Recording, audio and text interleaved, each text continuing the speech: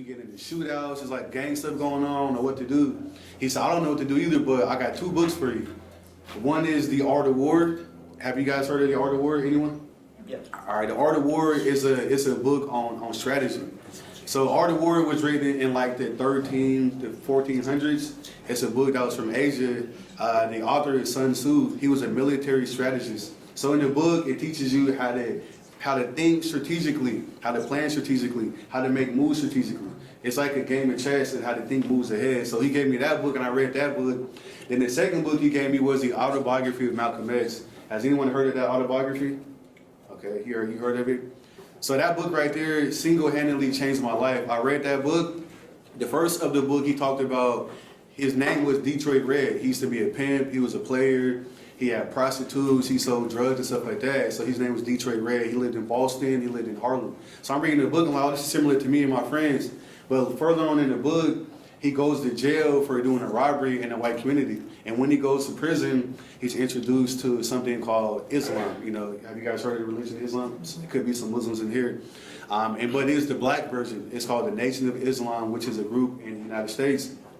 So I'm reading the book, I'm learning about black history and culture at the same time Malcolm X is learning about it. Because the way that he wrote the book, you're learning as he learns. So in jail, he's reading books about the wretched of the earth, or, you know what I'm saying, that's about how black people got taken from Africa, brought to America to be slaves. So when I was reading Malcolm X, I said, this is who I'm going to be. I'm going to be somebody who's going to help my community.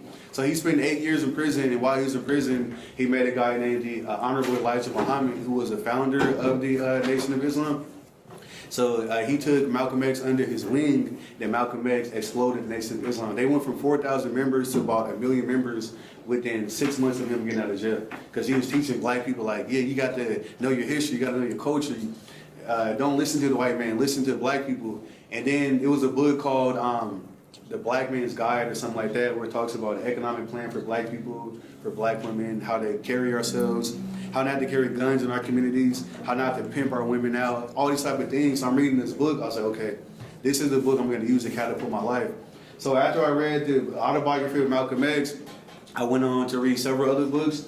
I studied someone named Dr. Ben, and Dr. Ben is an Egyptologist. So he's a black man from America who goes to Egypt and different places, and he studies their culture, their religion, and all those things, and he brings it back to America to teach us where we come from.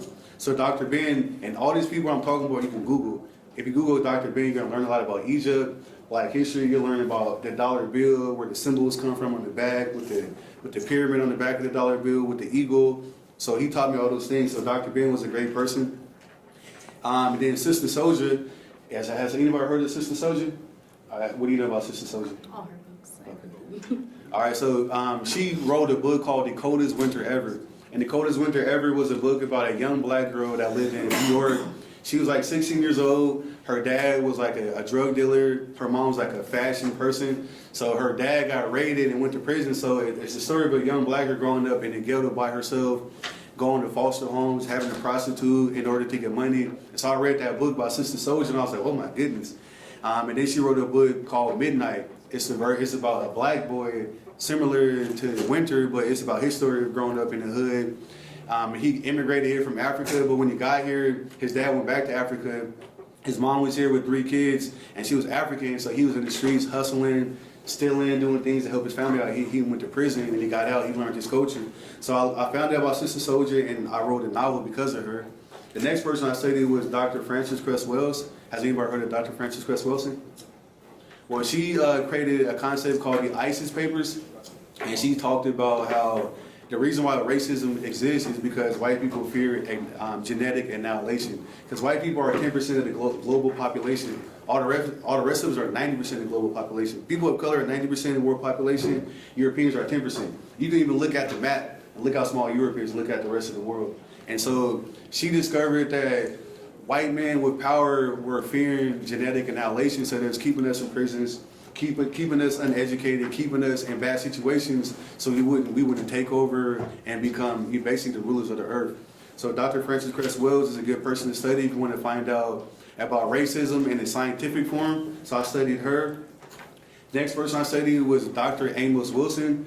He was a black man who was a professor at the University of New York. He was a psychologist, a social worker, and he wrote a book called, let's see here, The Falsification of African Consciousness.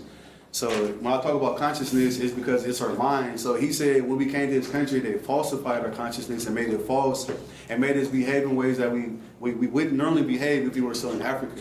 He also wrote a book called The Blueprint to Black Power. And the blueprint is working together, pulling our resources, helping one another, whether it doesn't matter what you are, if you're a person of color, we should all help each other because we're all in the same boat. We all need resources, we all need power, we all need economics. So those are a few people.